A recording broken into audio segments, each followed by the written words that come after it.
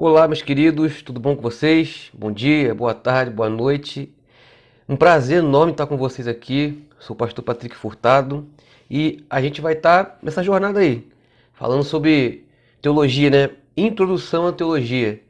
Algo que é de suma importância para nós que somos cristãos e acredito que Deus ele vai abrir nossa mente, vai abrir nosso coração para a gente poder entender mais a respeito dessa disciplina e usar ela como ferramenta para a gente se aprofundar na palavra e conhecer mais dele. Antes da gente partir para a aula em si, vamos orar, vamos pedir a Deus que Ele nos dê sabedoria, que Ele nos dê entendimento para que nós possamos prosseguir da melhor forma possível, amém?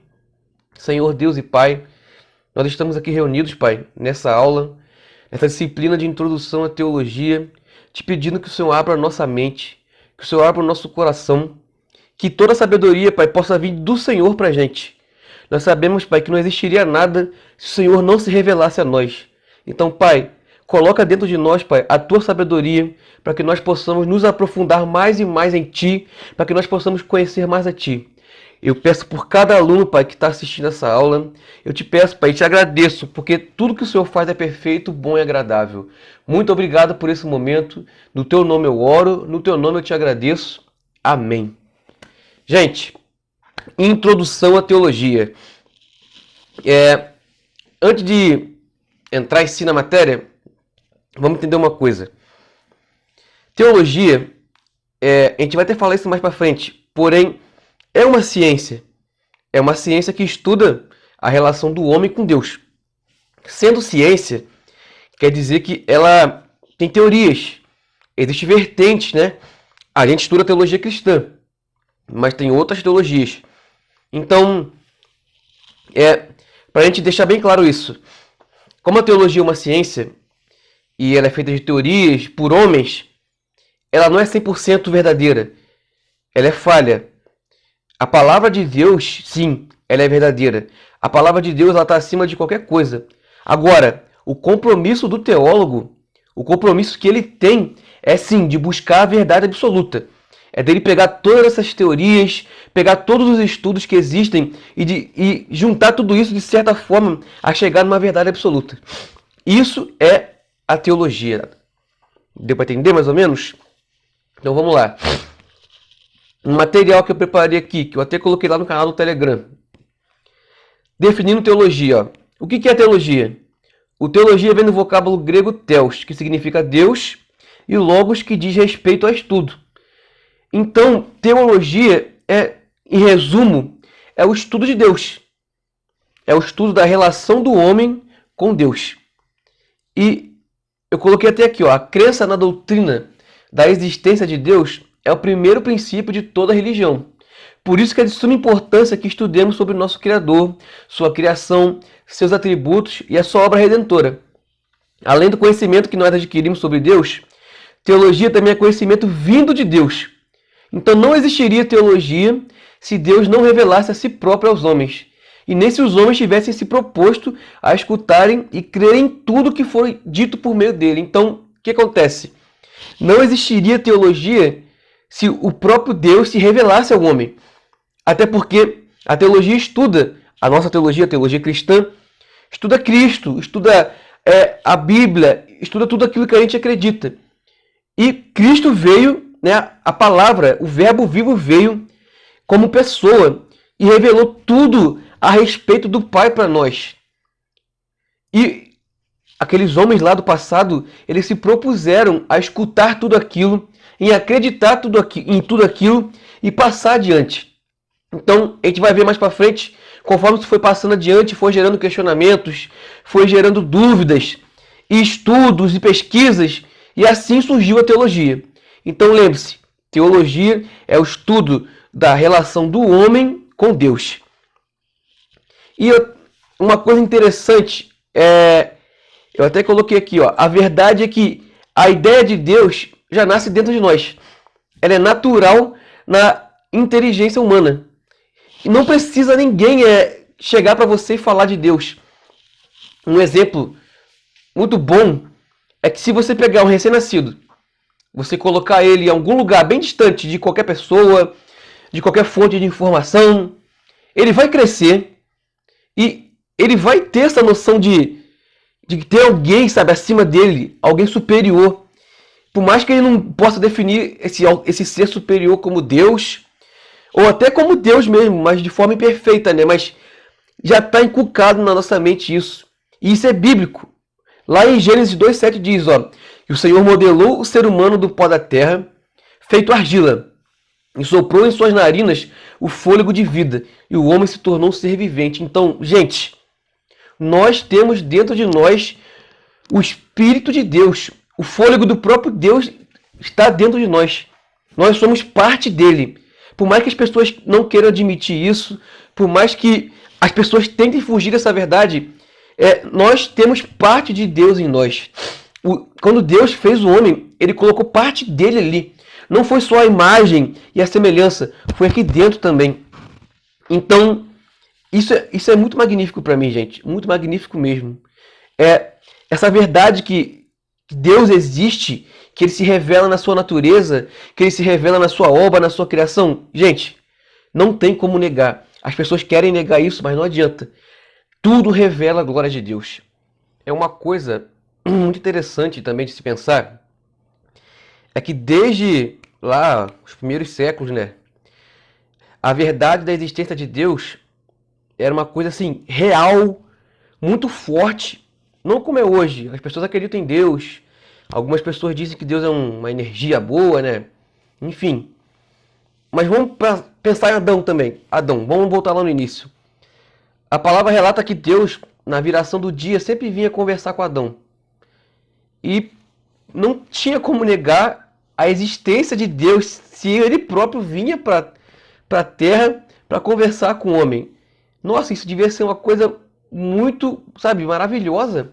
Sabe, o próprio Deus ali descendo, conversando contigo, explicando a você sobre as coisas do mundo, do jardim. Nossa, devia ser uma coisa linda, maravilhosa. E com certeza Adão passou isso para o seu filho, que passou para o seu outro filho, e foi chegando adiante, adiante, adiante. E a gente chega lá no contexto do dilúvio. As pessoas eram ruins, certo? Né? O pecado veio ao mundo e contaminou não só a respeito de comportamento, mas contaminou também nossa ideia a respeito de Deus. A ideia do diabo, né? O princípio de Satanás era isso. Fazer com que o homem fugisse e se desviasse da verdade de Deus. Por isso que a palavra diz que a eternidade é que nós conheçamos ao Pai. Então, se a gente não conhece a Deus de verdade, nós estamos fugindo daquilo que está dentro de nós, que é a eternidade. Então, o diabo, de todas as formas, tentou desviar a mentalidade do homem disso. Então, a gente chegou até o contexto do dilúvio. Lá em... Cadê aqui? 1 Coríntios 1:21 diz: visto que, na sabedoria de Deus, o mundo não o conheceu por meio de sabedoria humana, mas agradou a Deus salvar aqueles que creram por meio da loucura da pregação. Então é isso, o que eu quero dizer. Por razão humana, por nosso próprio esforço, a nossa mentalidade, nós não conseguiríamos chegar a uma conclusão clara na nossa limitação humana, óbvio, de Deus, acerca das coisas dele. Por isso que, na sua misericórdia, Cristo veio, se revelou ao homem e não escondeu nada. Deixou tudo às claras a respeito do Pai. Ele se revelou totalmente. E assim, o homem, como eu disse, se propôs a acreditar e escutar aquilo, aprendeu sobre Deus. Dessa forma, podemos dizer que nenhuma investigação racional tem sido capaz de provar cientificamente a existência de Deus. E esses fatores e questionamentos ao longo da história fizeram com que homens sedentos pela verdade de Deus começassem a criar pensamentos teológicos, como uma forma de se conscientizarem e crescerem em espírito, verdade e amor. E Paulo diz lá em Filipenses, capítulo 1, do versículo 9 a 11, ó, essa é a minha oração, que o amor de vocês aumente cada vez mais em conhecimento e em toda a percepção, para discernir o que é melhor, a fim de serem puros e irrepreensíveis até o dia de Cristo, cheios do fruto da justiça, fruto que vem por meio de Jesus Cristo para a glória e louvor de Deus. E questões sobre Deus, o homem, origem, universo, salvação, fim dos tempos, são alguns dos temas que a teologia aborda. Então, quando nós estamos falando de Deus, a gente está falando de tudo isso automaticamente. Deu para entender mais ou menos? Se não deu para entender, agora graças a essa tecnologia do YouTube, né? Essa modalidade à distância que nós estamos fazendo, volta aí, ó, tenta entender. Eu fiz o canal lá no Telegram, entra nele, pode me chamar. Se tiver alguma dúvida, me chama, tá bom? Vamos partir agora para o tópico 2, ó. Quem deve fazer teologia? Antes de mais nada, eu coloquei umas perguntas aí, uns questionamentos que eu já ouvi, acredito que você já ouviu, que é a seguinte, por que eu devo me importar com teologia? Várias vezes, quando eu disse que ia fazer teologia, as pessoas diziam, ó, cuidado, hein? Fazer teologia, você vai se desviar, hein? Todo teólogo que eu conheço é frio. Eu ficava olhando aquilo e pensava, pô, será que é isso mesmo? E eu lembro que quando eu entrei nesse mundo de cara, sabe, me aprofundei no conhecimento, eu confesso que, na verdade, eu me apaixonei foi mais pela palavra de Deus. Eu me apaixonei mais por Deus, sabe? Porque eu pude conhecer Ele melhor. Quando você conhece melhor uma pessoa, você gosta mais dela, não é verdade? E quando eu me aprofundei na teologia, eu falei, nossa. E foi aí que eu percebi que, de verdade, eu não sabia de nada. E quanto mais eu estudo, quanto mais eu me aprofundo, eu percebo que eu não sei de nada mesmo. E por isso que é importante nós estudarmos a palavra de Deus, por isso que é importante nós termos esse conhecimento. Gente, nós não somos doutores do saber, nós não somos doutores da verdade. A palavra de Deus ela se renova todo dia. Então nós temos que estudar todo dia. Nós temos que, sabe, se aprofundar nela todo dia, cada dia mais. Nós temos que conhecer melhor o nosso Criador, o nosso Pai, o nosso Deus. Entende? Então, quem deve fazer teologia? Acompanha comigo aqui, ó. Você já ouviu algum cristão dizer algo parecido com isso, né? Que quem faz teologia, você vai fazer teologia, você vai se desviar.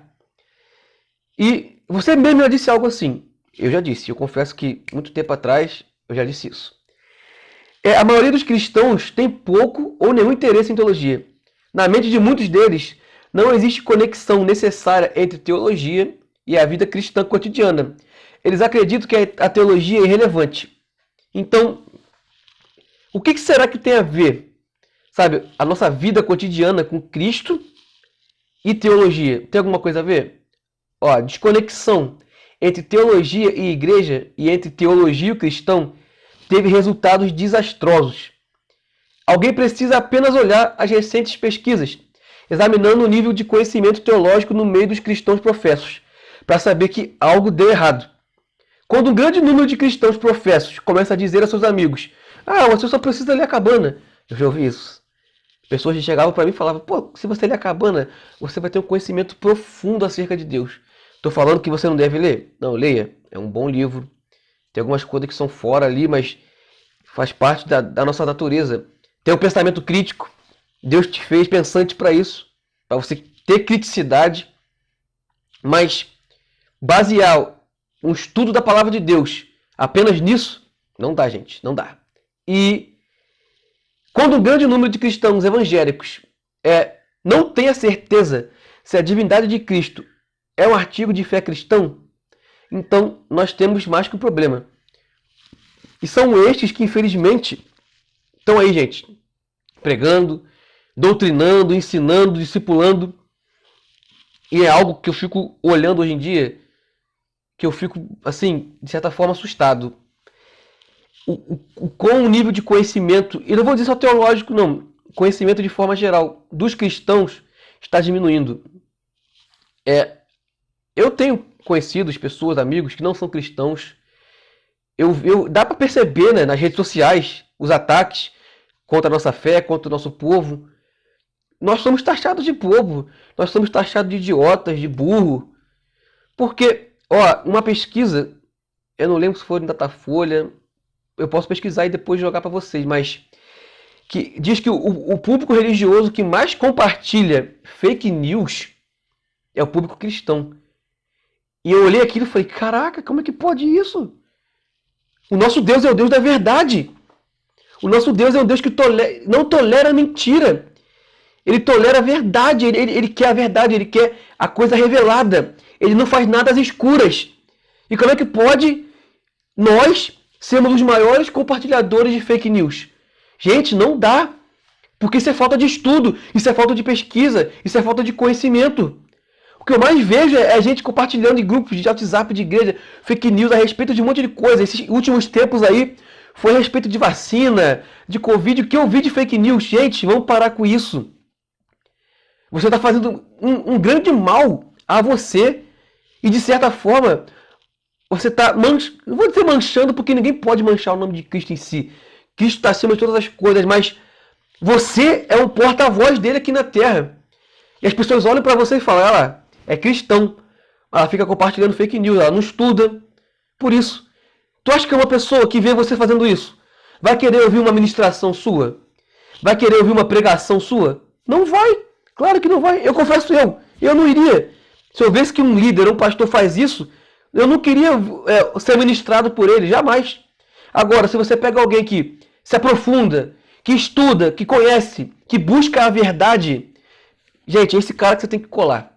Então, por favor, gente, vamos estudar, vamos parar com essas coisas de compartilhar fake news, vamos parar de acreditar em tudo que colocam na nossa frente, vá a fundos, cava na internet, pesquise em sites confiáveis. Por favor, gente, vamos acabar com isso, tá bom? Voltando aqui ao assunto da palavra de Deus, como eu disse, essa desconexão que a gente faz, né? Teologia, vida, gente, isso é horrível. Mateus não, Lucas 6,39, ó. Por acaso pode um cego guiar outro cego, sem que os dois não caiam em algum buraco? Então, gente, é isso que está acontecendo dentro da igreja.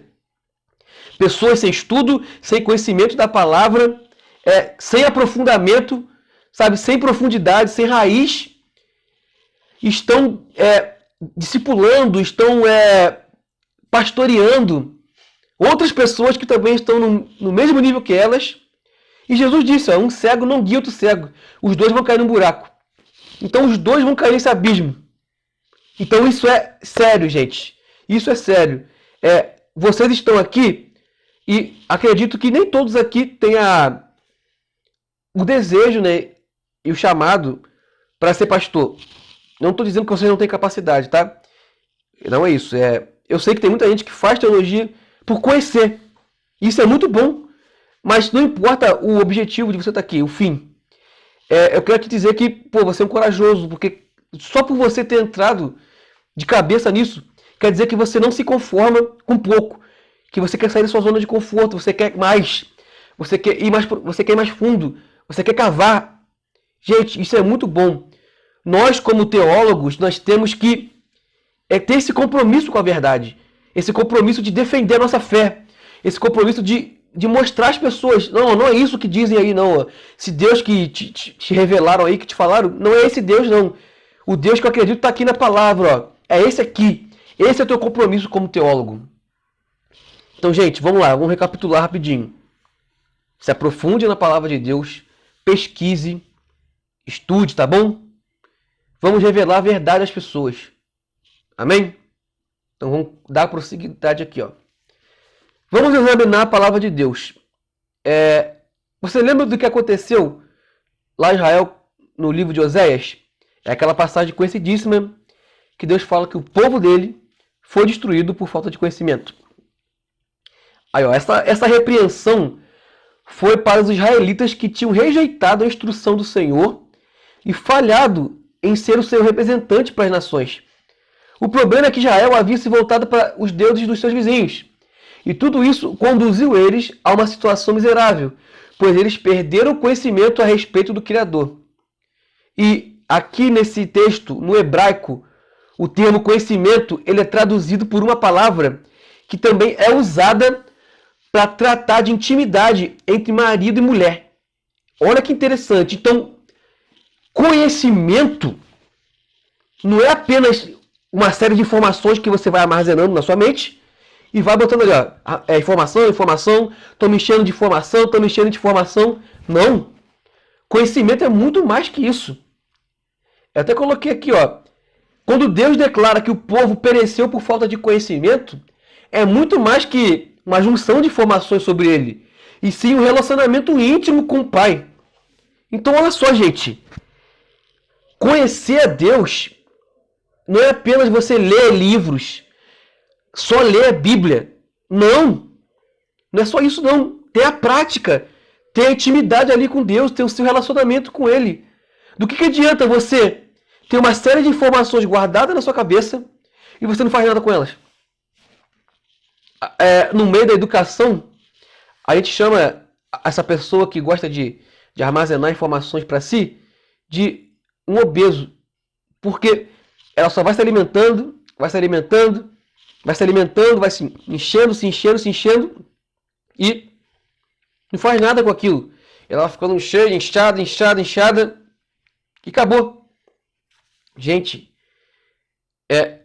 a própria palavra de Deus disse, eu já disse isso aqui, que a eternidade é que nós conheçamos ao Pai. Lá em Apocalipse,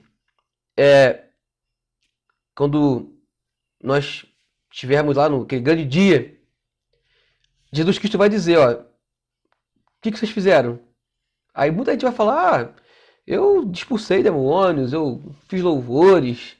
Alguns vão dizer, eu estudei tua palavra, fui um grande teólogo renomado, eu fiz livros e tal. Jesus vai olhar para eles e vai falar, eu não conheço vocês. Porque essas pessoas, elas estudaram. Essas pessoas, elas fizeram tudo em nome de Deus. Mas por que Cristo vai falar que ele não conhece elas?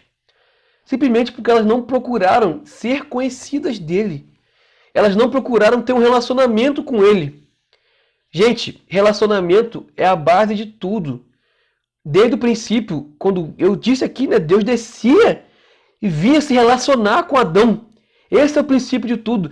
Gente, ó, vamos entender uma coisa aqui. Você foi chamado para ser filho. Entenda isso. Deus te criou para se relacionar com você. E de verdade, ele está pouco se lixando se você é pastor, se você é teólogo, se você é escritor, enfim, o seu status. Ele não quer saber disso. De verdade, ele não quer saber disso. Ele quer se relacionar com você. O seu propósito de vida é relacionar-se com o seu Criador. Agora, o que você faz para ele, o seu chamado, é outros 500. Tem uma ilustração muito boa de um pastor que eu sigo, que ele diz o seguinte, ele diz que ele ama lavar o carro dele. Ele é todo cheio de coisa com o carro dele, gosta de deixar o carro bonito, brilhando, passa cera na roda. E ele tem 2 filhos pequenos. E ele gosta de chamar os filhos dele para lavar o carro junto com ele. Só que o carro não fica limpo, porque as crianças não sabem lavar direito. Mas ele fala que ele não se importa com isso, porque na verdade é uma desculpa que ele está usando para passar um tempo com os filhos dele. Então com Deus é a mesma coisa, gente. Deus te criou para se relacionar. Só que você, às vezes, não quer se relacionar muito. Então Deus fala, poxa, eu vou ter que fazer alguma coisa para esse menino chegar perto de mim. Aí Deus fala, vou botar na tua mão ministério de louvor. Pá! E você tá ali, ó. Pô, tem que me dedicar e tal. Mas é só uma desculpa que Deus te colocou para você chegar perto dele. Então, gente, relacionamento com Deus é a base de tudo. Não adianta você ter informação, não adianta você ser teólogo, ser pastor, ser nada disso. Você tem que se relacionar com ele. Gente, sem relacionamento, de nada vale a informação. Deu para entender? Então vamos lá. Atente-se para isto, ó. Se você usar a teologia apenas como fonte de conhecimento, sem prática, de nada valerá. Você vai ser uma enciclopédia ambulante, chamado de teólogo, mas vai estar longe de Deus. A teologia é uma ferramenta que você utiliza para aprofundar o seu relacionamento com Deus. Não esqueça disso. Então, você vai pegar a teologia, vai usar ela como ferramenta para se aprofundar. Amém? Uma coisa que eu coloquei aqui, que é uma coisa que eu ouvi há muito tempo, e eu uso não é um ditado, não é uma parábolazinha, que eu gosto muito e diz muito respeito a isso, de conhecimento e informação. Conhecimento é saber que tanto tomate quanto caqui são frutas. Tomate e caqui são frutas. Você sabe disso. Você tem esse conhecimento na sua cabeça, você tem essa informação. Você adquiriu ao longo da sua vida. Agora, sabedoria é saber que se usa o tomate na salada e não o caqui. Deu para entender? Repetir, ó. Conhecimento é saber que o tomate e o caqui são frutas. Sabedoria é saber que você usa o tomate na salada e não o caqui. Então, é isso. Conhecimento sem relacionamento não dá. Mateus 22, 29. Vocês erram por não conhecer as Escrituras nem o poder de Deus. Vamos lá, gente, para o tópico 3. A busca por respostas. Coloquei 2 versículos aqui para a gente entender mais ou menos o que eu quero dizer. Ó. Efésios 1, versículo 11. Eu botei a versão, a mensagem. É em Cristo que descobrimos quem somos e o propósito de nossa vida. Muito antes de termos ouvido falar de Deus, Ele já tinha seus olhos sobre nós e já havia planejado para nós uma vida gloriosa, parte do projeto global que Ele está elaborando para tudo e para todos. O outro versículo é Jeremias 17, versículo 7 a 8. Felizes são os que confiam no Senhor. São como árvores plantadas às margens de um rio, cujas raízes alcançam águas profundas. Tais árvores não são afetadas pelo calor, nem se preocupam com longos meses de seca. Suas folhas permanecem verdes e produzem frutos deliciosos. Vamos entender uma coisa. Princípio de tudo. Nós não somos o cerne da questão. Grava isso. Você não é o foco. A gente canta, né? Nunca foi sobre nós. É tudo sobre Ele. É isso. O ponto central do Evangelho, da palavra, de tudo é Cristo. Tudo aponta para Cristo. Lembre-se que as promessas que você recebe não dizem respeito a você. Você vai cumpri-las para poder revelar Cristo, para poder estabelecer o reino de Cristo. Tá dando para entender? Só pegar o exemplo de Abraão. Abraão tinha uma promessa de que sua descendência seria como as estrelas do céu. Mas a promessa não dizia a respeito dele. Foi cumprida nele, mas revelou Cristo lá na frente. Deu para entender? Acompanha comigo aqui, ó. Nós não somos o cerne da questão. O propósito de nossa vida é muito maior que uma realização pessoal, paz de espírito, felicidade, família, carreira ou mesmo as nossas maiores ambições. E você deve estar se perguntando então, afinal de contas, por que e para que eu estou nesse mundo? Se você quiser saber por que foi colocado nesse planeta, deve começar por Deus. Você nasceu de acordo com os propósitos dele e para cumprir os propósitos dele. Então, vamos entender. Você nasceu, como eu disse aqui, para cumprir os propósitos dele. Com certeza você sabe isso muito mais do que eu, gente. Vocês já ouviram isso várias vezes. Como eu disse aqui, tudo sobre ele. Tudo diz respeito, tudo revela, tudo aponta para ele. Tudo que você faz é revelar o reino de Deus, é estabelecer o reino de Deus, é apontar para Cristo, é apontar, sabe, para aquele glorioso dia. Então entenda isso, esse é o princípio de tudo, na sua busca por resposta. O princípio é esse, entender que tudo diz respeito a Cristo. Grave isso aí, tudo diz respeito a Cristo. Amém? Continuando aqui, ó. Porém, essa sede de encontrar respostas para estas perguntas causa uma grande angústia no nosso coração. Realmente, já peguei eu muitas vezes pensando, cara, o que eu estou fazendo aqui na Terra? Será que eu estou aqui à toa? Eu ficava pensando nisso, isso me fazia mal, me causava angústia, ansiedade. E eu coloquei que a ciência tem contra-respostas para o questionamento do homem em relação à sua origem própria. Porém, seu coração continua com um grande vazio. Então a ciência até pode encontrar uma certa resposta, né? Ah, porque o homem surgiu assim, e aconteceu isso, e aconteceu assado. Porém, continua aquele vazio no coração, porque eles sabem que falta alguma coisa. Esse vazio tem que ser preenchido por alguma coisa. Eles não conseguem achar a resposta para isso. E eu coloquei aqui que a antropologia moderna, você pode até acompanhar nossa apostila aí. A antropologia moderna estuda a origem da vida humana e o desenvolvimento da cultura humana. Mas muito antes de surgir a ciência e a antropologia, a teologia cristã já discutia estudos, pesquisas e debates contínuos e profundos sobre a pessoa humana.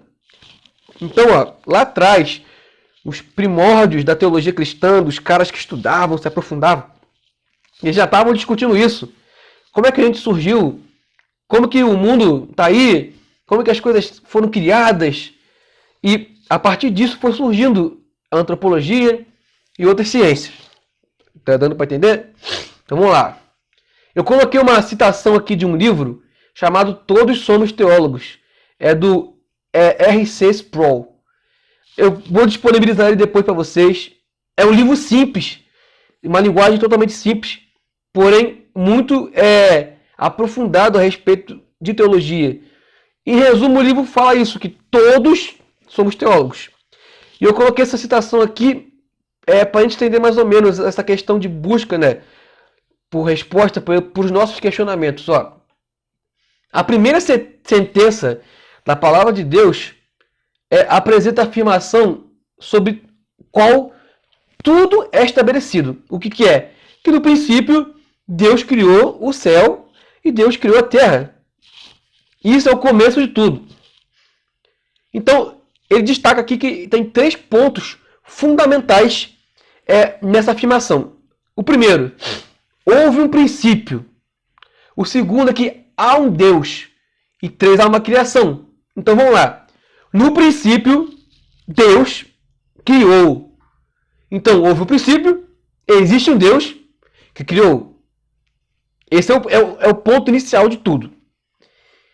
Então a gente pode pensar que se o primeiro ponto estiver estabelecido assim, concretamente, os outros é uma coisa de lógica. Em outras palavras, se realmente houve um princípio para o universo, é porque deve haver alguém ou algo que é responsável por esse princípio. E se houve um princípio, deve haver algum tipo de criação. Em sua maioria, embora não totalmente, aqueles que adotam o secularismo, ou seja, as teorias lá de fora, reconhecem que o universo teve um começo no tempo. E aqueles que defendem o Big Bang, por exemplo, dizem que entre 15 a 18 bilhões de anos atrás, o universo começou como resultado de uma explosão. Se o universo, então, explodiu para chegar a essa existência, do que ele explodiu? O universo, por acaso, explodiu a partir do que não existia? Essa é uma ideia absurda. E é irônico que a maioria dos secularistas garante que o universo teve um começo, porém rejeitam a ideia da criação e existência de Deus. Então vamos lá. O universo explodiu. Pô, teve Big Bang. Gente, é a lógica de tudo que existe hoje. Só existe uma coisa se outra atrás tem uma ação para essa aqui ter uma reação. O exemplo é uma bomba. Só existe uma explosão se antes teve alguma coisa ali, uma fagulha, uma centelha, alguma combustão em excesso para poder ocorrer aquela explosão. No caso de uma granada, tem a granada, tira o pino, tem a explosão. Nada explode do nada. Tu tá aqui, bum, explodiu. Não existe isso. Tem que ter uma ação para ter uma reação. Eles mesmos afirmam isso. Isso é um princípio da física. Toda ação tem uma reação. Mas eles não admitem que existe um Deus que criou tudo isso. Vai entender. Enfim. Eu coloquei aqui uma ilustração para você entender isso de forma simples. Que um artista ele pode pegar um bloco de mármore e dar forma a esse bloco de mármore em uma linda estátua. Ou pegar uma tela plana e transformá-la em uma linda pintura. Só que não foi assim que Deus criou o universo. Deus chamou o mundo à existência e a sua criação foi absoluta no sentido de que ele simplesmente não remodelou coisa que existe. Ou seja, ele não pegou uma coisa que já existia e foi lá e reformulou. Não. Ele criou do nada. Ele falou, haja e houve. Esse é o poder de Deus. E a Escritura nos dá uma breve descrição de como Deus fez isso. Ele criou tudo pelo seu poder e autoridade. Como eu disse, ele disse: haja luz, houve luz. Esse é o ponto. Nada pode resistir ao comando de Deus que trouxe à existência o mundo e tudo que nele há. Então, gente, a nossa busca por resposta é entender isso. O princípio de tudo é que tudo aponta para Deus, tudo aponta para Cristo. Porque lá no começo, houve um princípio, existiu um Deus que fez uma criação. Ele não remodulou, ele não reformulou do nada algo que já existia. Ele, com a sua autoridade, ele com o seu poder, com o seu comando, disse: haja e ouve. Esse é o princípio do nosso questionamento. Essa é a resposta que muitos procuram, já acharam e não querem admitir. Amém? Deu para entender? Vamos dar continuidade ao próximo tópico, que é o tópico 4, a teologia como ciência. Vamos lá.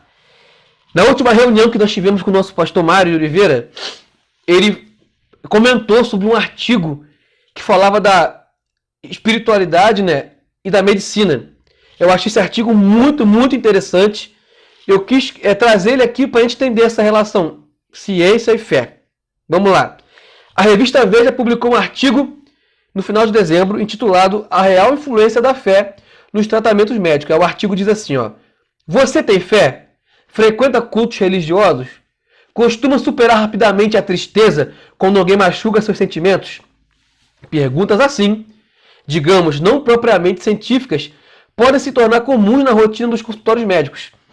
A Sociedade de Cardiologia do Estado de São Paulo, que é referência, esses caras são referência, gente, na medicina brasileira, publicou o mais completo documento sobre a relevância da espiritualidade e de atributos como compaixão e perdão no tratamento de diversas doenças. A ideia é que, ao investigar a vida do paciente, o profissional dê a mesma dimensão para questões clássicas como hábitos alimentares e questões associadas à espiritualidade. É uma abordagem que pode prevenir problemas capazes também de detectar causas de enfermidades que não são rastreadas por exames convencionais. Também a Universidade de Harvard, que é a mais conceituada nos Estados Unidos, atestou que ir à igreja ao menos uma vez por semana pode reduzir a mortalidade de 20% a 30% em período de 15 anos. Gente, então vamos lá. Quem diria que medicina e fé iriam andar de mãos dadas? Por que eu estou querendo falar isso antes da gente entrar no assunto propriamente dito? Porque por muito tempo, caramba, desde que eu me conheço por gente, fé é averso, sabe? É o contrário de ciência. Tinha aquela briga, né? Cientista lá, os líderes religiosos aqui, e de repente a gente se vê pegando a revista Veja, publicando um artigo da Universidade de Harvard, da Sociedade de Cardiologia de São Paulo, dizendo que a espiritualidade, a fé, pode, de certa forma, ajudar as pessoas a sobreviverem mais. Olha que interessante. Eles estão admitindo o que a gente já diz há muito tempo. Que o nosso Deus salva, que o nosso Deus cura, que o nosso Deus pode todas as coisas. Eles só estão admitindo isso agora. Mas por que eles estão admitindo isso agora? Porque, gente, lembra que eu falei que existe um vazio que a gente não consegue preencher? Eles vão cavar. A ciência vai procurar a resposta. Vai chegar a determinados... pode chegar a determinadas conclusões, mas vai chegar um momento que eles vão olhar e vão falar: cara, tem alguma coisa que está faltando. Eles podem até não admitir que é Deus, mas vão falar: realmente existe algo superior, que é essa superioridade que preenche esse vazio. É isso que dá, que é a resposta que nós estamos procurando. Então, é isso. Gente, o nosso Deus é maravilhoso, é incrível. Ele é o Deus de todas as coisas, supremo. Manda em tudo, manda na ciência, está acima de tudo, gente. Então vamos lá. O que é ciência? Botei aqui, de acordo com o dicionário, é um conhecimento atento e aprofundado de algo. É observação, identificação, pesquisa e explicação de alguns tipos de fenômenos e fatos que são gerados racionalmente. E por que as pessoas não consideram algumas teologia como ciência? É porque eles dizem que as coisas da religião não entram nas coisas da ciência. E Deus está fora de investigação científica, já que ele está em um plano que nós não teríamos acesso. e a ciência só trabalha com aquilo que ela pode ver e observar. Então vamos lá. A ciência realmente trabalha com isso. Gente, me perdoa, o tempo vira, eu fico com rinite, essas coisas todas, esses ites da vida aí. Mas vamos lá. A ciência observa alguma coisa, pesquisa, tira a conclusão daquilo e cria sua teoria, né? Seu estudo. A ciência é isso. E eles dizem que como Deus é algo superior, que está num plano que eles não podem ver nem alcançar, teologia não é ciência. Porém, a gente vai ver que não é isso, olha só.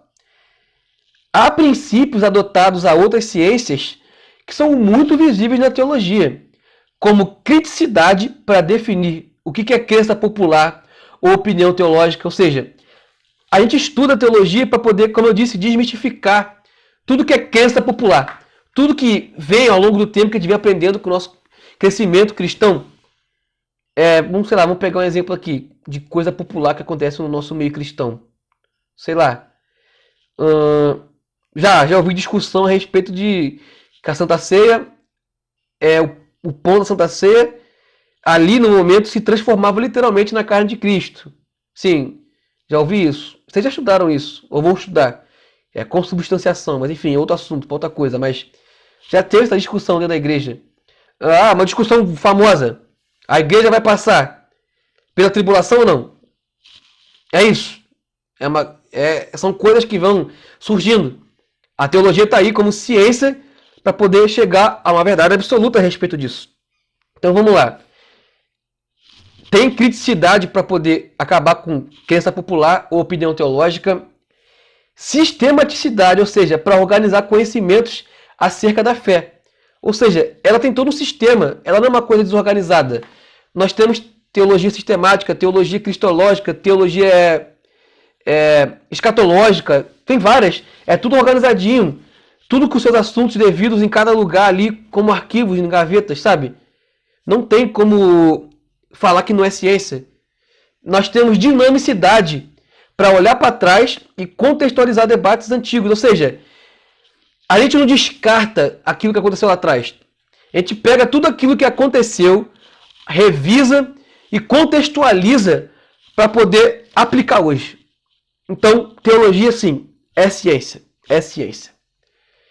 E a chave de tudo é que a busca da verdade deve ser o alvo final e principal de todo teólogo que trata cientificamente a revelação de Deus, através do que ele diz de si mesmo, dos homens e de suas relações com o mundo. Ou seja, isso é o que você tem que ter na sua mente como chave. A verdade. Como eu disse aqui, que é o alvo final e principal. Como teólogos, tratando cientificamente a revelação de Deus para o homem, o nosso alvo é a verdade absoluta.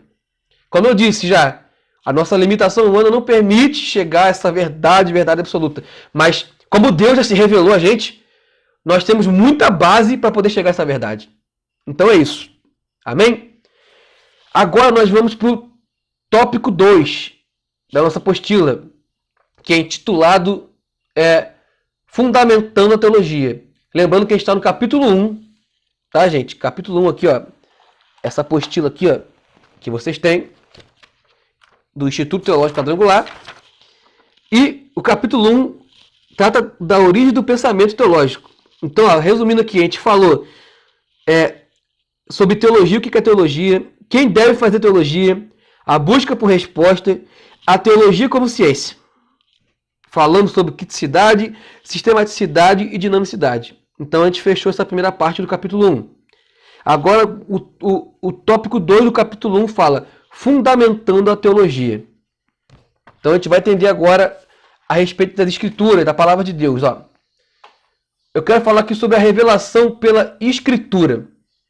Embora Deus se revele de algumas maneiras a todas as pessoas, em todos os lugares, por meio do que chamamos de revelação geral, há outro tipo de revelação, a revelação especial, que nem todos no mundo têm oportunidade de receber. A revelação especial mostra o plano de Deus para a redenção. Aí, Hebreus 1:1-3 diz, ó, havendo Deus outrora falado muitas vezes e de muitas maneiras aos pais pelos profetas, nesses últimos dias, nos falou pelo Filho, a quem ele fez herdeiro de todas as coisas, pela qual também fez o universo. Ele, que é o resplendor da glória e a expressão exata do seu ser, sustentando todas as coisas pela palavra do seu poder, depois de ter feito a purificação dos pecados, se assentou à direita da majestade nas alturas. Então, vamos lá. Tem a revelação geral de Deus, que é a revelação de Deus na natureza, como eu posso dizer, a maioria da revelação geral é na natureza de Deus. Você pode encontrar a revelação de Deus num sorriso de alguém, sim, no abraço de alguém. Porém, tem a revelação especial, que, como a gente já falou aqui, foi Cristo vir à Terra e se revelar. E poucas pessoas tiveram essa oportunidade lá atrás, poder conhecer pessoalmente, em carne e osso, Cristo. E hoje nós temos o Espírito Santo para chegarmos até Ele, né?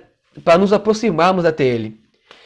A revelação de Deus na Escritura manifesta as qualidades do seu caráter. Há uma unidade na palavra de Deus, apesar da diversidade de seus autores. A palavra de Deus foi escrita durante muitos séculos por homens inspirados por Deus, não com o intuito de elaborar discursos teológicos, mas para que toda a história ficasse na mente e no coração do povo. Mesmo abordando uma variedade de temas, nós encontramos dentro da diversidade uma unidade. Toda essa informação que achamos na Escritura, coisas futuras, a expiação, a encarnação, o julgamento de Deus, a misericórdia de Deus, a ira de Deus, tem sua unidade em Deus mesmo. E por isso, quando Deus se revela e fala, há uma unidade nesse conteúdo e há uma coerência. Tudo isso resultou em um conjunto de documentos que hoje chamamos de Bíblia. Então vamos lá, gente. Lá atrás, a palavra de Deus, né, ela é inspirada, como nós sabemos. Várias pessoas foram inspiradas por Deus para escrever o que nós temos hoje. E como eu disse aqui, a Bíblia trata de tudo, irmãos. De tudo. De tudo. Ela fala de amor, ela fala de finança, ela fala de família, ela fala a respeito de Deus. Gente, ela fala de tudo.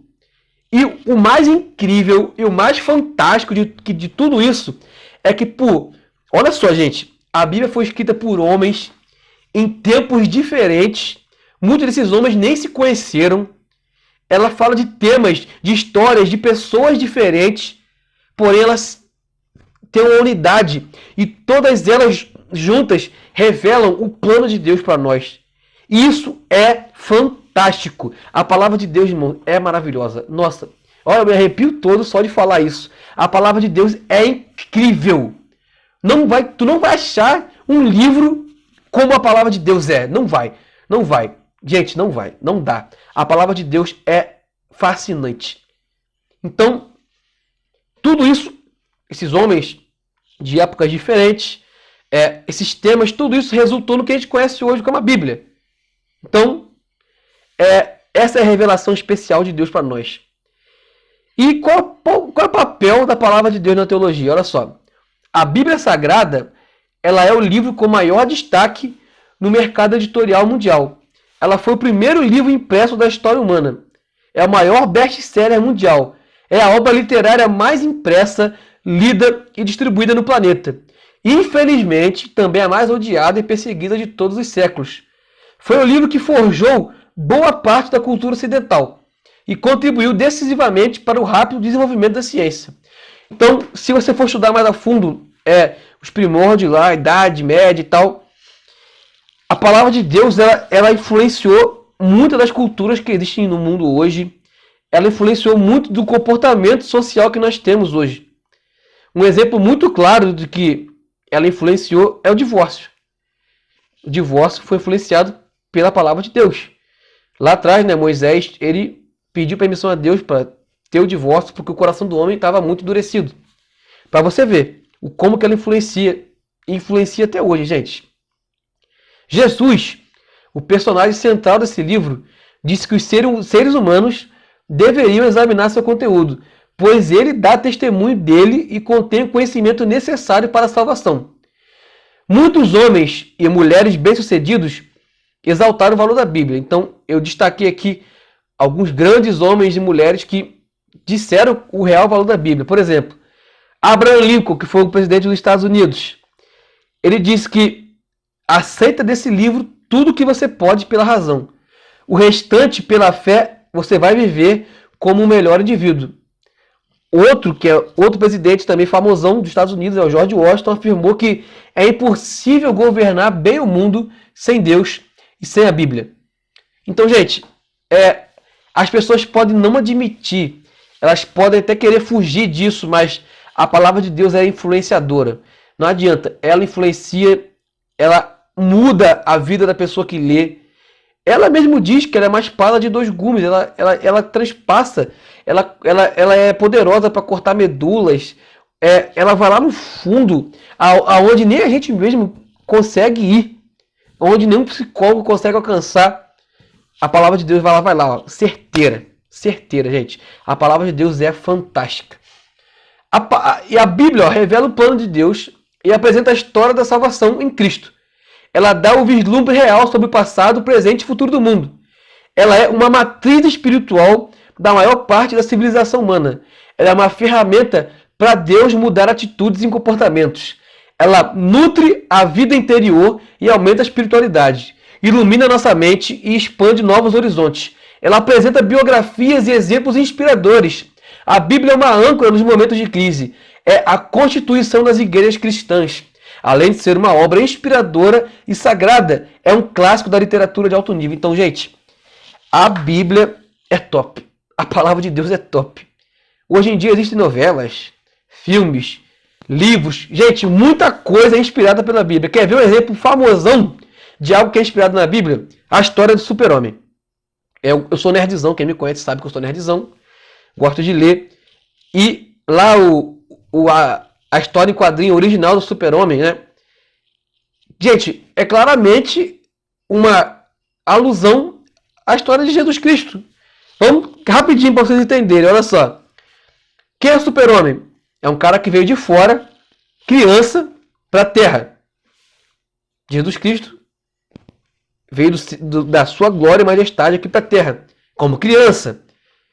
Super-Homem foi para uma família que não era dele, para ser criado. Jesus Cristo foi gerado por Maria e foi criado por José. E ele cresceu aprendendo qual era o seu propósito de vida. Super-Homem, então, tinha um propósito de vida, que era o quê? Salvar a humanidade. E ele salva a humanidade quando ele cresce, quando ele entende o seu propósito de vida. E nas HQs lá originais do Super-Homem, ele cresce, salva a humanidade e chega a um certo ponto que ele tem que se sacrificar pela humanidade. Ele morre. Então, gente, olha só o quanto que a cultura se baseia e se inspira na palavra de Deus. Então eles podem até querer falar que não é real e tal, mas eles usam a palavra de Deus. E de certa forma influencia eles. Isso que é o ponto-chave. E aqui na parte 3, a interpretação das escrituras. Você já ouviu isso aqui, ó?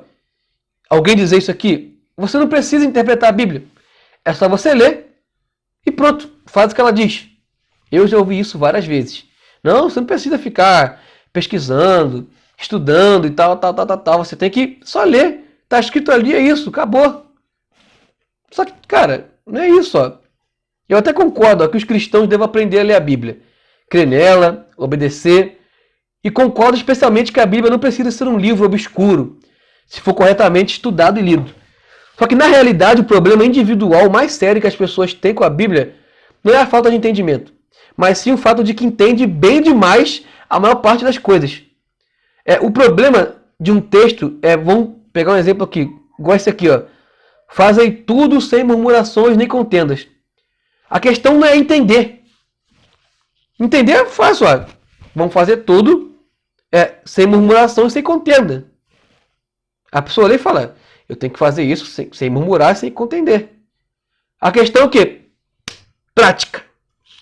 Obedecer. Esse é o cerne da coisa. O alvo da boa interpretação é simples.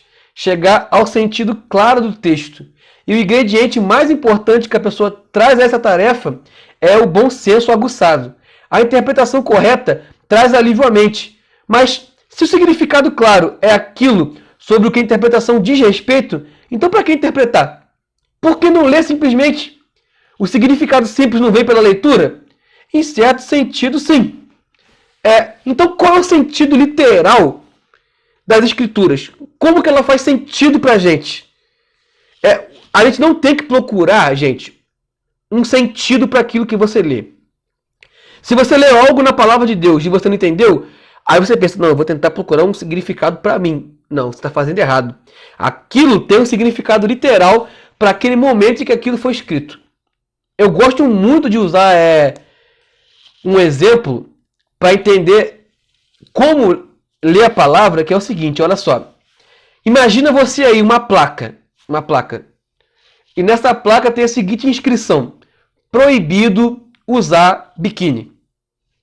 Se você lê isso, e a gente lê, né? Proibido usar biquíni, a gente fala, realmente, dá para entender. Tá escrito que a pessoa não pode usar biquíni. É óbvio, né? Óbvio. Agora vamos pegar essa placa e vamos colocar ela na entrada de uma praia de nudismo. Olha só, a frase é a mesma. Proibido usar biquíni. Mas o contexto mudou. Porque agora essa frase está lá, ó, na entrada de uma praia de nudismo. Ou seja, as pessoas têm que entrar pelada lá. Deu para entender mais ou menos? O contexto mudou, a frase é a mesma. Vamos mais além. Vamos pegar essa mesma placa e vamos colocar ela lá no Irã. Numa praia lá no Irã. Onde lá é uma cultura totalmente rígida, é uma cultura totalmente machista. Você coloca essa placa lá, ó, proibido usar biquíni. Cara, mudou totalmente o contexto. Na praia de nudismo é para você entrar pelado. Agora, numa praia no Irã, pelo contrário, você tem que entrar vestido de burca. As mulheres têm que entrar de burca nessa praia, porque a cultura deles não permite isso. Então, olha só que interessante, gente. Como que a cultura, o contexto pode mudar o significado daquilo que você está lendo. Na palavra de Deus é a mesma coisa, gente. Aí você pode se perguntar, Patrick, está dizendo que a palavra de Deus muda? Não. Gente, assim como essa frase não mudou, proibido usar biquíni, o que mudou foi o contexto. Tem coisas que existem na palavra de Deus que foram escritas para determinados povos, que foi para uma determinada época e que foi direcionada para um determinado público. As cartas de Paulo são o exemplo mais claro. Carta de Coríntios foi direcionada para o público de Coríntios. Carta de Efésios foi direcionada ao povo de Éfeso. É isso. Aí você pode se perguntar, então quer dizer que a gente não pode se apropriar disso? Cara, a palavra de Deus ela se renova a cada dia. Mas o contexto daquela época lá muda para o nosso contexto. Quer ver um exemplo claro? Paulo fala disso que em Coríntios lá, quando ele chega para falar que a galera de Coríntios sabia usar os dons, e eles eram os caras e tal, e cada um falava em língua estranha e tal. Tem um certo ponto que Paulo fala para as mulheres ficarem quietas. Aí tu vai chegar hoje na tua igreja e vai falar, ó, mulheres, cala a boca. A palavra diz que vocês não devem falar no culto. Não! Você tem que entender por que Paulo falou aquilo. Você vai lá e estudar a fundo, você entende o seguinte, ó. O povo de Corinto lá, estavam falando língua estranha pra caramba. Eles eram bons em dons espirituais. Só que chegou um momento que não tinha culto, porque um falava língua estranha de cá, outro língua estranha daqui, e as mulheres ficavam perguntando umas às outras, o que está acontecendo? E ficava aquela confusão generalizada no culto. Aí Paulo chegou a falar, opa, pera aí. Vamos parar com isso aqui, ó, ordem de decência, gente. Tá falando língua estranha aí? Pô, interpreta. Língua estranha para edificação sua. Tu quer falar pro teu irmão? Pô, tem que interpretar. E vocês aí, mulheres, ó, por favor, né? Vocês estão atrapalhando. Mas foi para lá. Foi para aquele contexto lá, ó. Aquele contexto lá. Tá dando para entender o que eu quero dizer? Então é isso. O contexto muda muito o que você lê. A palavra de Deus, então, gente, eu acabei de falar, ela foi escrita por homens em diversas épocas diferentes, contextos diferentes. Então, quando você lê a palavra, entenda. O que vai te influenciar a entender o texto é o seguinte, ó. Contexto social, cultural, histórico, geográfico, social. Tudo isso influencia no seu entendimento da palavra. Então não adianta você pegar a Bíblia e só passar o olho. Ah, pronto, entendi. Não, tem que ir a fundo, tem que procurar saber, pô, sei lá, Jesus, por que Jesus falou aquilo para aquele povo? Quem era aquele povo? O que eles pensavam? Como é que era a cultura deles para Jesus falar aquilo para eles? Isso é o compromisso do real teólogo. Isso é buscar a verdade absoluta. É isso que você tem que fazer, meu irmão. Amém? Tá dando para entender mais ou menos? Se não entendeu, tu volta aí, tá bom? Vamos lá. Vamos para o tópico 3. Concepções teológicas. Vamos lá. Religião. Gente, o que é religião? A palavra religião, ela, botei aqui, de origem latina, é a palavra religio, que pode significar rigidez, releitura, reeleger ou religar. Assim, a religião seria aquilo que nos religa ao sagrado. Então, desde lá os primeiros seres humanos, os mais primitivos, e eu estou dizendo isso depois de, claro, de Adão e Eva, depois de que a humanidade se espalhou e tal, começaram a surgir os povos que não conheceram a Deus, propriamente dito, esse pessoal começou a sentir um desejo de como eu posso dizer, de explicar, né, os fenômenos. Porque eles viam chuva, eles viam sol, fogo, tempestade, e falavam, pô, o que é isso? Tem alguém fazendo isso? Porque já entendiam esse princípio de ação e reação.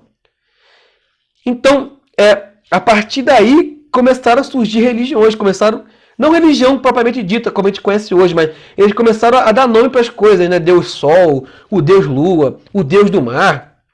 Porque eles queriam, de certa forma, dar sentido àquilo que eles viam. Então, da mesma forma que queriam entender os acontecimentos, como o nascimento e a morte, a necessidade de explicação gerou a busca por esse mundo, né, metafísico, esse mundo que vai além da física, além do que a gente pode ver e tocar. E assim, como um fenômeno que está dentro da cultura humana, as religiões se configuram como um conjunto de sistemas culturais e crenças. De modo geral, as religiões possuem seus credos similares, conforme a proximidade geográfica. Os gregos e os romanos, por exemplo, foram os primeiros a sistematizar reflexões religiosas.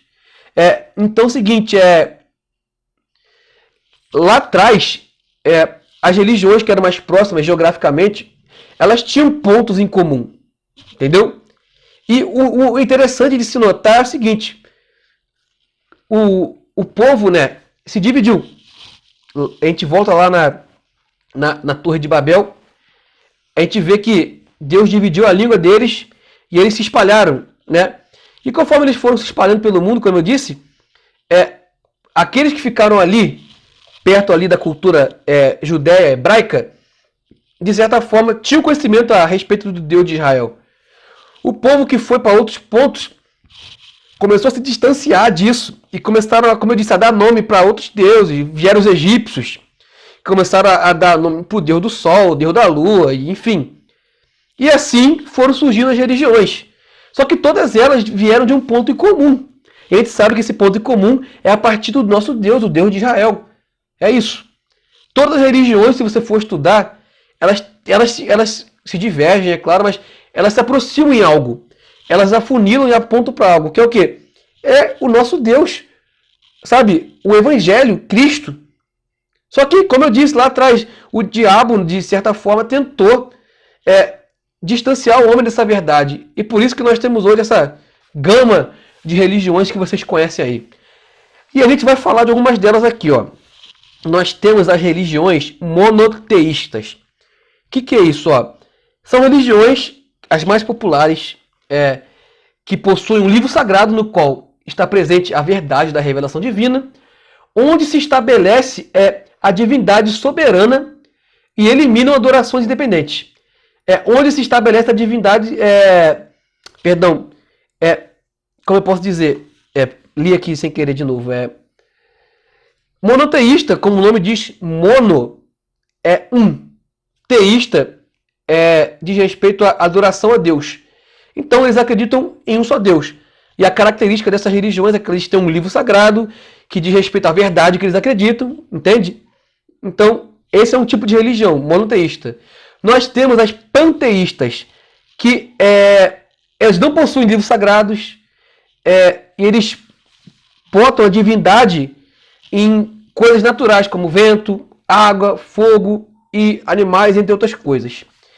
Temos as religiões politeístas. Elas substituem as panteístas, porque os elementos divinos eles são personificados e humanizados. Então, as panteístas, eles colocavam a divindade no mar. O mar é o deus deles.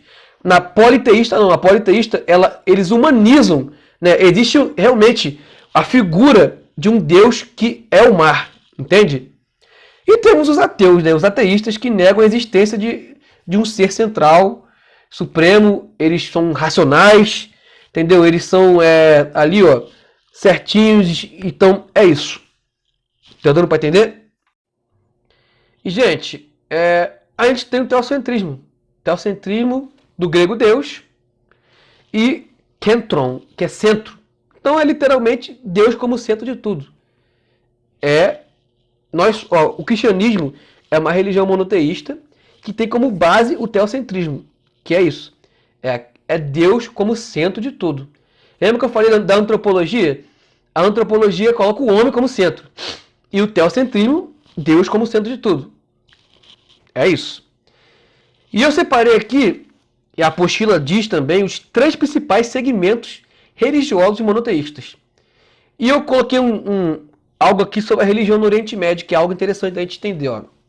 A religião no Oriente Médio é bastante diversificada. E essas diferenças religiosas têm provocado ao longo dos anos bastantes conflitos. O Oriente Médio possui extensão territorial de 6,8 milhões de quilômetros quadrados. Está localizado no oeste da Ásia e é formado pelos seguintes países: Arábia Saudita, Catar, Egito, Turquia, enfim.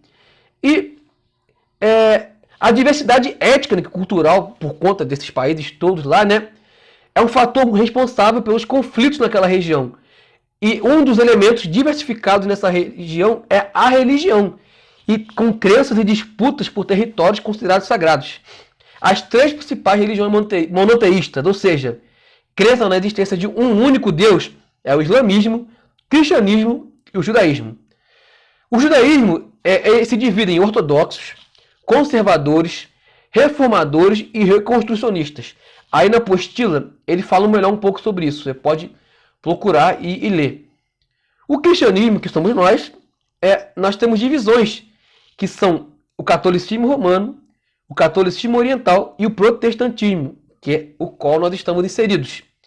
Já o islamismo é uma religião que possui 5 pilares que todo muçulmano deve seguir, que é recitar o credo que não existe nenhum Deus, além de Alá e Maomé, seu profeta, orar 5 vezes ao dia na direção de Meca, observar o jejum durante o mês sagrado chamado Ramadã, realizar o zakat, que é a doação de 2,5% dos seus lucros para os mais pobres, e visitar Meca uma vez na vida, desde que tenha condições para isso.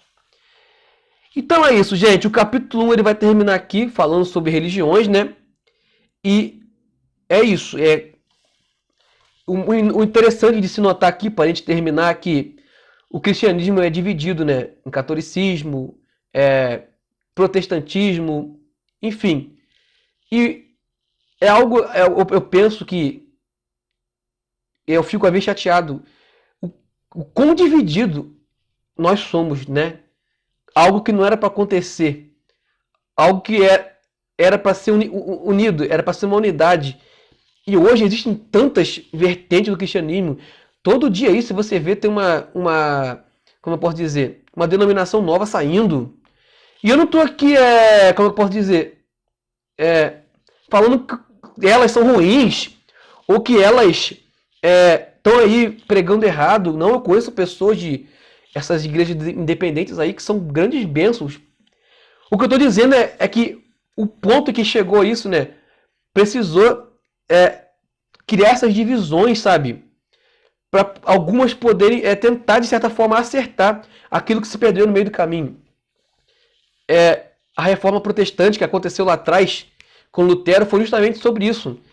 O catolicismo, né, que foi o berço do cristianismo, começou a fugir da verdade bíblica, começou a pregar sobre indulgência, que tinha que pagar para perdoar pecado.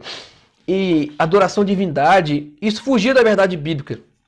Precisou pessoas sedentas por Deus de verdade lutarem contra isso, para poder assim saírem desse meio.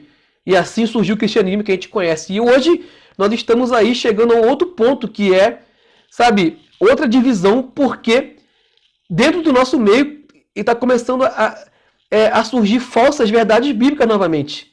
Isso é muito ruim, gente. E é muito importante essa introdução à teologia justamente para isso.